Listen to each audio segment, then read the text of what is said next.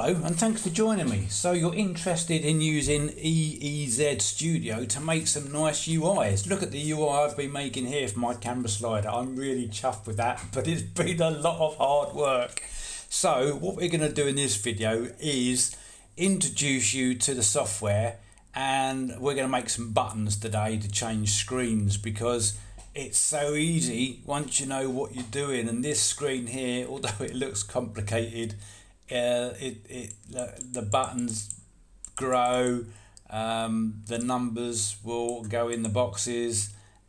It's been, as I say, been hard work, but I've made it. So I'm going to share my little knowledge that I have on this to help you overcome your issues. I'm also going to do a video very shortly on using plus and minus buttons, not only, and this is where a lot of other videos are falling down, not only to change numbers on the screen, but how to get that number into Arduino so you can do something with that number. Now for a camera slider, setting the speed is quite fundamental really, but what we're going to do today, we're going to start a new project. So let's go File, New Project, and see what we have to do. So let's make this a bit bigger. I say I'm only scraping the tip of the iceberg. There's some fantastic projects that have been made with this program, but I just want to make a camera slider and make the UI talk to an Arduino, or at the moment it's going to talk through the IDE of the Arduino.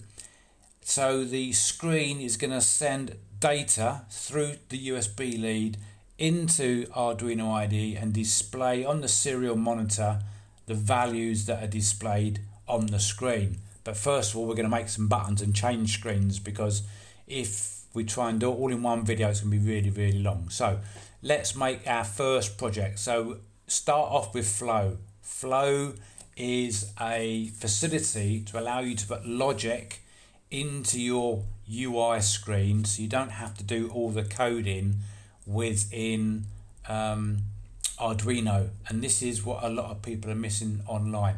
So let me just do I'm going to do test YouTube 1. Now I would recommend at the moment using version 8. You get a version 8 or version 9.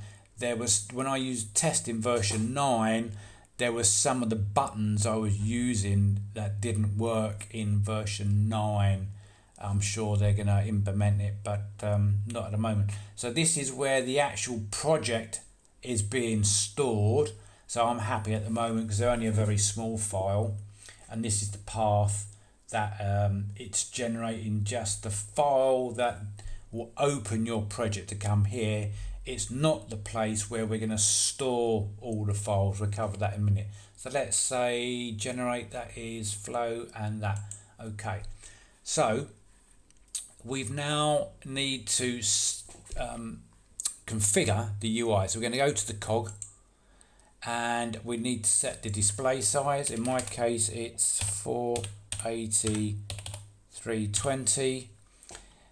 Description, you can put here YouTube test 1 buttons and 2 screens.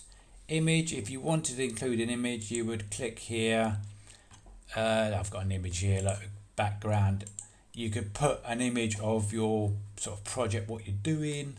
Keywords, buttons, 2 screens, and I'm sure this helps when you're searching for stuff.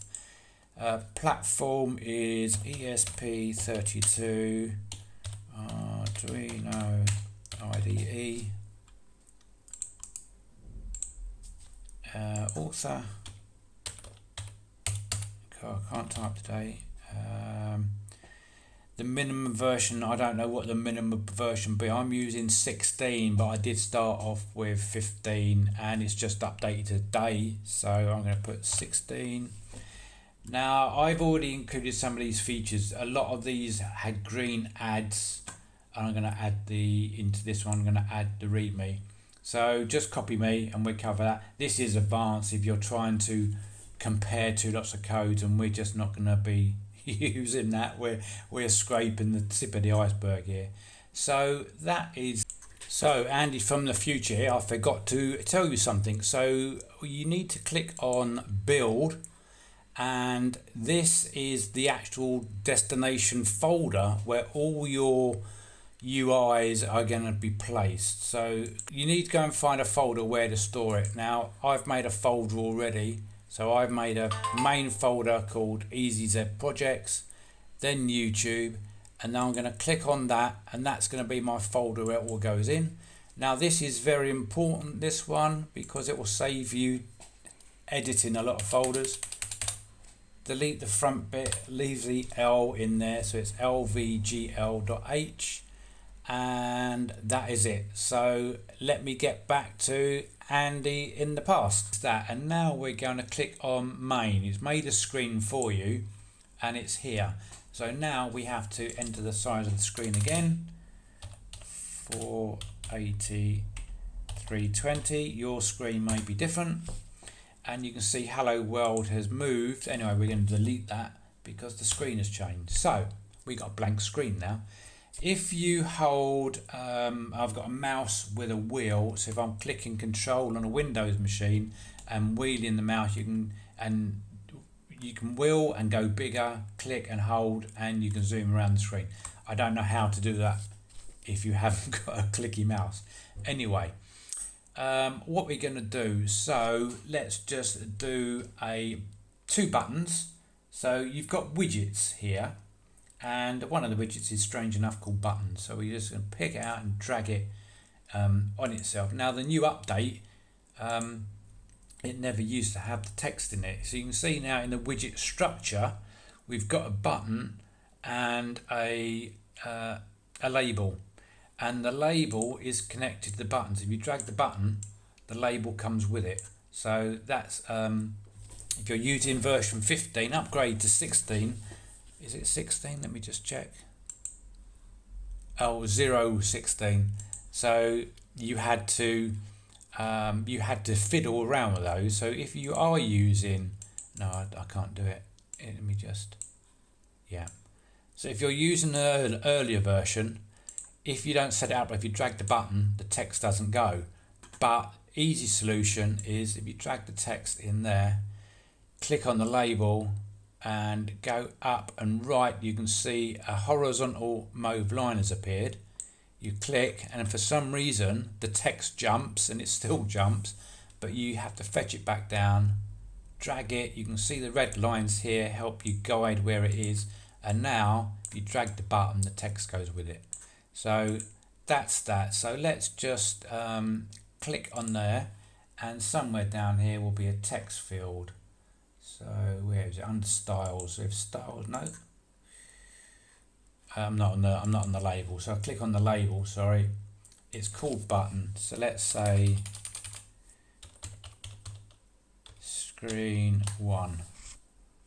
Okay, and that will do for this screen because that is it. Now to make a new screen and to copy what's on this screen, you can click on the main screen, right click and duplicate, and it will called main 1. Click on that and we can rename the screen. You can see it's grayed out here. Click here and you can put screen 1,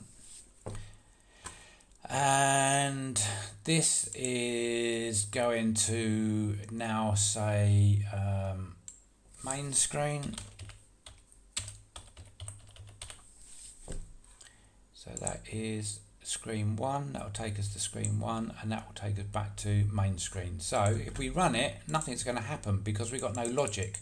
You can see there, nothing at all is going to happen. So what we're going to do now is use the facility of the flow, and this is the reason why we chose flow. So click on actions, drag in a flow, drop it there. Now we're going to we need to make the button understand what you want it to do. So click on the button, scroll down to events, click on the plus, and now we get the option of how we want the button to work. So there's a long list, and I don't know what half of these do, but I do know that you can say either when you press it or when you've released it, or in an upcoming video we're going to do pressing to make numbers automatically scroll up. So I would say released, because if you press it and hold, it's not going to do anything, and it'll only do something when you've released it. So we just say released and leave that on flow.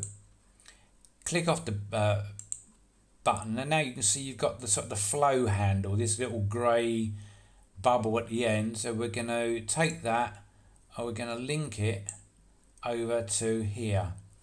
So double click on the flow, and now we're going to set up an action. So you can put a description here if you want to. Go to screen, where are we? No, go to main screen. Okay, and you'll see the description is down here. It just helps you because these screens can get quite busy, and this just helps you find out what you're doing.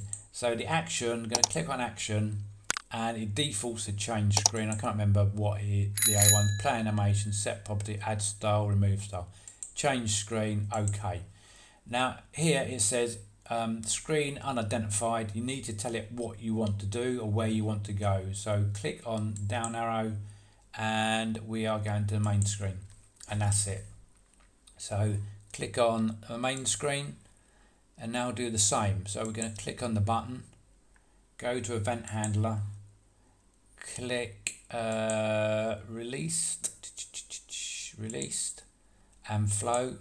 Bubble appears, drag in. Now I want to zoom out, so I'm going to press Control and my mouse wheel, and now I'm clicking the mouse wheel and dragging it with Control still pressed just to organize the screen. Drag in the flow, link, click action, change screen. Okay, and we want to go to screen 1. So there's lots of different animations you can do when you're changing the screen, which I cover in other videos, but you can play with these yourself. It's the way the screens will swipe up from the bottom, swipe out to the left, or just do a fade in. Now a fade is not going to show you much. Let's just do, say, from over left. You can change the time it takes to run the animation and a delay if you should want it. So now if we press run, I'm hopefully, fingers crossed, it's going to work. So press that, you can see how that shot in, and press that back, and we go to main screen. So if we go main screen, going to click on that was left, that one, click on that, fade in, let's out bottom, run that again. They are happening quickly, you can see, but you can slow that down, change with double the speed on that, double the speed on that, and you'll get to see the animations happening. So that is, in a nutshell, how you get screens working. Now let's just make it a little bit prettier. So gonna give you a bonus tip on this video. How's that for service? Let's put a background onto this screen because it does look a bit boring, and it will make the animations probably look a bit better. Now to get image, I've always been using PNG files, and I've been making the PNG files the same size as my screen. You do get an option to scale images, but this is rightly or wrongly the way I've been doing it. So you click the plus button, click on the 3 buttons to find your screen, and I'm going to do this one, carbon. It's already the same size. Click on that, and I always try to start off with what it is. So it's a background, can't spell right, carbon, and I select 8-bit. If it's got transparencies, I've been selecting this one. True color, it makes the image bigger, but I've had no trouble using 8 bits at the moment. Again, I'm still learning, so if someone knows anything more than I do, please add a comment in the box down below. So let's say OK. So what it means now is we've got this carbon background available.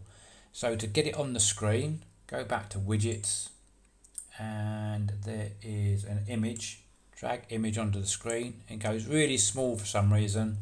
So the first thing I do is click on the image, and whatever is available for the action you're trying to do, it will be listed here.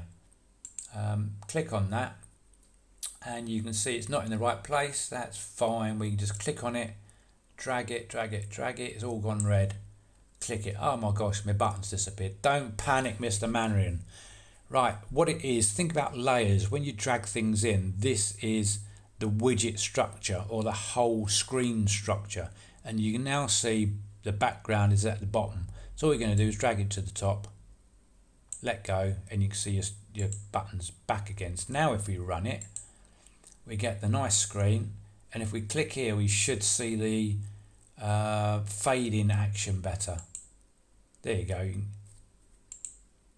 And it's screened out. So how cool is that? Anyway, that's it. So you've now made your first buttons, you've got it connected to Flow, and you've got 2 screens. So what that allows you to do is start playing a little bit. But in the next video, what I'm going to do is show you, because what I started doing, I started building up a UI because I knew I wanted to have something like this. So I was finding the images is the first problem, making the images with the arrows and the text on, and then that's the easy bit. Although it's a learning curve, it's now doing the logic. Because shall I scare you in the first video? Shall I scare you if I click edit? Look at all that. So there's lots of different flow boxes, but that is the logic I'm doing in the UI screen. So when you come to program your Arduino, the code that you actually put in Arduino is very small. It's a few lines. Now I've got it working. It's unbelievable. So that's what we're aiming for. But what we're going to do next is a look forward to, we're going to do this flow or screen. So we're going to make 2 buttons, and when we press them, you can see they grow. And if we click on it long enough, now the reason I've chosen to press and hold is because some of my data, if I'm using a camera slider, I don't want people to accidentally press it and then not realize they press it. So we click and hold, you can see the numbers go up and the numbers go down, and that's actually quite straightforward. Now we know how to use Flow. But in this video, the next video coming, I'm not only going to show you how to do that, but I'm going to show you how to get that number into the Arduino. And that is a real game changer, because it's like if you want to turn a switch on, you need to send a 1 or a 0 maybe, or the words on, off. It depends how you like your coding. But because I'm doing this camera sliding, which has a linear motion along a track, and the track is 1 meter, the camera pans, the camera twists around on its center axis, and it will tilt up and down. So that's 3 sets of data the user needs to input into the camera slider, and that's what all these buttons do. That's what all these buttons do. And it's really quite straightforward once you get your head around it. Being if you know about Nexion screens or Arduino programming, you got to forget all that. Forget about Nexion screens anyway. They're quite expensive, and it's got no ESP32 embedded into it. But it's the way the Arduino code works is much different to what you're used to if you're not using this program, and it's so much easier. Anyway, I'm starting to waffle. So Andy from the future again. I'm going to bring this video to a close very shortly, but in the next video it's going to show you how to set up your Arduino environment, what libraries to install, where to install them, and we're going to then import the UI that we've just made into Arduino so you can get something actually showing on your screen. There is a little bit of a learning curve, but once you've done it, you don't have to touch that again. All you can then concentrate is doing the fancy stuff, making the UI. So stay tuned for that one. If you like the video, please give me a thumbs up. It will encourage me to make some more. If you leave a comment, I promise I will answer it. Even if I don't know the answer, I'll probably say, not sure at the moment, watch the next video. Or if I've already made the videos, I'll guide you to the video.